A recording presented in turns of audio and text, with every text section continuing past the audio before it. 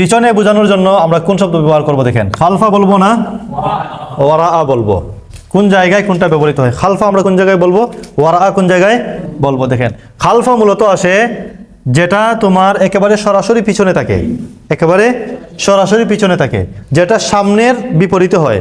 সামনের বিপরীতে যেটা হয় অর্থাৎ সরাসরি যেটা পিছনে হয় এটাকে বলে খালফা।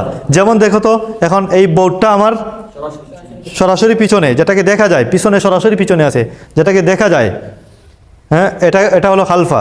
আস-সাব্বুরাতু খালফাল মুআল্লিম, ওয়ারা বলবেন না, এটা বলবেন কি আস-সাব্বুরাতু খালফাল মুআল্লিম।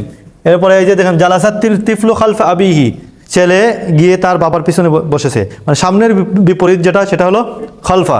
সামনের বিপরীত যেটা সেটা হলো খালফা, যেটা সরাসরি পিছনে বসে দেখা যায়, ঘুরলে সে দেখতে পাবে তার ছেলেকে এখানে, ঠিক আছে? তখন বলবেন কি খালফা, জালাসাত তিফলু খালফা আবিহি, শিশুটি তার বাবার পেছনে বসেছে। আস-সাব্বুরাতু খালফাল মুআল্লিম, মুবাশারাতান, সরাসরি পিছনে আছে, হ্যাঁ ঘুরলেই দেখা যাবে।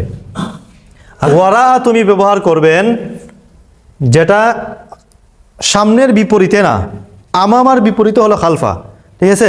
আমামার বিপরীতে ওয়ারা না, ওয়ারা হলো এমনিতেই কোনো জিনিসের পিছন, এমনিতেই, বুঝতে পারছি? খালফা হলো মানে সামনের বিপরীতে আছে খালফা, আর ওয়ারা এমনিতেই কোনো জিনিসের কি পিছন সাইড। এখন এটা তোমার পিছনে হওয়ার জরুরি না, এটা হতে পারে ওই দেয়ালের পিছনে, ওই ওখানে পাহাড় আছে, পাহাড়ের পিছনে, যেটা আমি দেখতে পাচ্ছি না। তা এটা কি আমামার বিপরীতে? এটা তো আমামার বিপরীতে হয় নাই, ওই কই পাহাড়, ওটার পিছনে আছে, বুঝছেন? তাহলে ওরা ব্যবহৃত হয় যেটা কোনো জিনিসের পিছনে আছে, এটা খালফার বিপরীতে ব্যবহার করা হয় না। ছেলেটি তার বাবার সামনে না বসে পিছনে বসেছে, এটা হলো খালফা। আর ওই পাহাড়ের পিছনে একটা গাছ আছে, এটা কোনো কিছুর সামনের বিপরীতে বলা হয় না, এটা এমনিতেই ওইটার পিছনে আছে এটা, ঠিক আছে? ওয়ারা যেটা সাধারণত ওয়ারা ব্যবহৃত হয় এমন পিছনে যেটা সাধারণত দেখা যায় না বা চোখের আড়ালে থাকে, দেয়ালের পিছনে, এটা দেখা যায়, হ্যাঁ আমাদের পাকঘর দেয়ালের পিছনে আছে, তখন আমরা খালফাল জিদার না বলে আমরা বলবো কি ওয়ারা আল জিদার, যেটা দেখা যাচ্ছে না, বুঝছেন? যেটাকে আমরা দেখতে পাচ্ছি না এবং যেটা সাধারণত লুকানো থাকে, যেটা ওয়ারা মানে কি যেটা কোনো জিনিসের পিছনে লুকানো থাকে। এটা স্থানগত হইতে পারে অথবা অর্থের দিক থেকে হইতে পারে, অর্থের দিক থেকে হইতে পারে। দেখেন স্থানগতভাবে যেমন পাকঘরটি এই দেয়ালের পিছনে, আল মাতবাখ ওয়ারা হাদাল জিদার, এটা স্থানগত অবস্থান আছে না তার, ওই স্থানে আছে, তো আছে, স্থান আছে তার, এটা স্থানগত হইতে পারে অথবা অর্থের দিক দিয়ে হইতে পারে। দেখেন স্থানগত দিক থেকে দেখেন কামাল জুন্দিয়ু ওয়ারা আল জিদার, সৈনিকটি দাঁড়িয়েছে দেয়ালের পিছনে। দেয়ালের পিছনে দাঁড়ালে কি দেখা যায়? দেখা যায় না, সাধারণত যেটা পিছনে থাকে এটা দেখা যায় না, কোনো জিনিসের আড়ালে তাকে বলা হয়, এর জন্য বলবো আমরা ওয়ারা। তাহলে দেখেন সৈনিকটি দেয়ালের পিছনে আছে, পিছনে সে অবস্থান করছে না, অবস্থান করছে।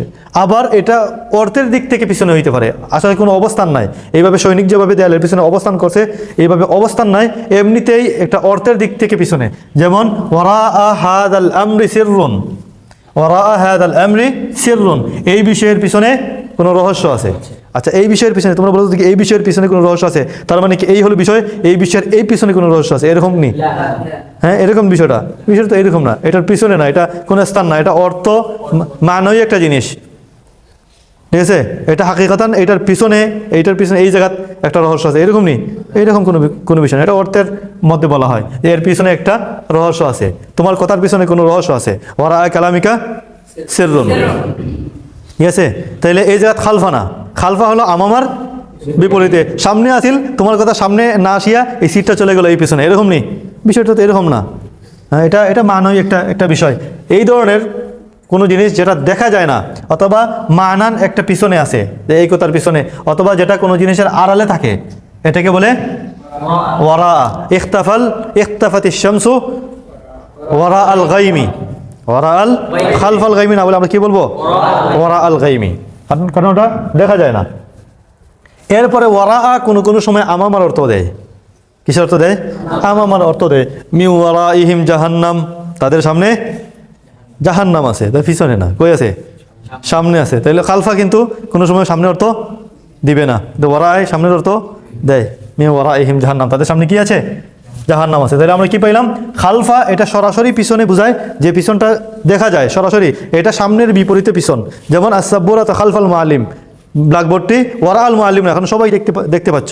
ওয়ারা বললে দেখা যায় না, যেটা আড়ালে থাকে। খালফা মানে যেটা সরাসরি পিছনে আছে, দেখা যাইতেছে, সামনের বিপরীতে। ব্ল্যাকবোর্ডটা তুমি রাখতে পারো সামনে, আমি এটাকে সামনে না রেখে রাখলাম পিছনে, তো শেষ, খালফাল মুআল্লিম। আর ওয়ারা বলা হয় যেটা পিছনে থাকে, সাধারণত যেটাকে দেখা যায় না, আড়ালে থাকে। এবং এই পিছনে থাকাটা তোমার কোন স্থানগত পিছনে হইতে পারে, যেমন আল জন্দিয়ু কামাল জন্দিয়ু খালফাল জিদার খালফাল জাবাল, এই কামাল জন্দি ওয়ারা আল জাবাল, জাবালের পিছনে তাকে দেখা যাচ্ছে না, সে জাবালের পিছনে গেছে, তো এই জন্যই যাতে তাকে দেখা না যায়। ওয়ারা আল জাবাল, সে জাবালের পিছনে তার অবস্থান আছে। আবার এটা হইতে পারে ওয়ারা, যেটা অবস্থান নাই এমন জিনিসের ব্যাপারে, যেমন ওয়ারা কালামিকা সিররুন, ওয়ারা হাযাল আমরি সিররুন, এই বিষয়ের পিছনে কি আছে? রহস্য আছে। এই বিষয়ের পিছনে বাস্তবে কি তার পিছনে অবস্থান করতেছেন এই রহস্য? হ্যাঁ, এরকম না তো, এটা একটা মানবিক একটা কথা। এরপরে তোমার ওয়ারা তোমার সামনের জন্য ব্যবহৃত হয়, মি ওয়ারা ইহিম জাহান্নাম, তাদের সামনে কি রয়েছে? জাহান্নাম রয়েছে। মি ওয়ারা ইহিম আযাবুন আলিম, তাদের সামনে যন্ত্রণাদায়ক শাস্তি রয়েছে। অর্থাৎ এখানে এই সামনে বলতে ওয়ারা উনকে এই জায়গার মধ্যে তোমার অদৃশ্য বোঝানোর জন্য, সির মানে গোপন, অদৃশ্য, ওয়ারা মি ওয়ারা ইহিম, হ্যাঁ, মি ওয়ারা ইকুম ইমতিহানুন শাদীদ, তোমাদের সামনে অনেক, এই ওয়ারাউন দ্বারা সামনে বলতে তোমার অবস্থানগত, এই সামনে না, মানে এটা তোমাদের লুকানো আছে, আড়ালে আছে এটা, আর এটা আড়ালে একটা আছে তোমাদের জন্য কি ইমতিহান, এটা আসবে সামনে, বুঝছেন? এইরকম। আচ্ছা, বুঝতে পারছো নি?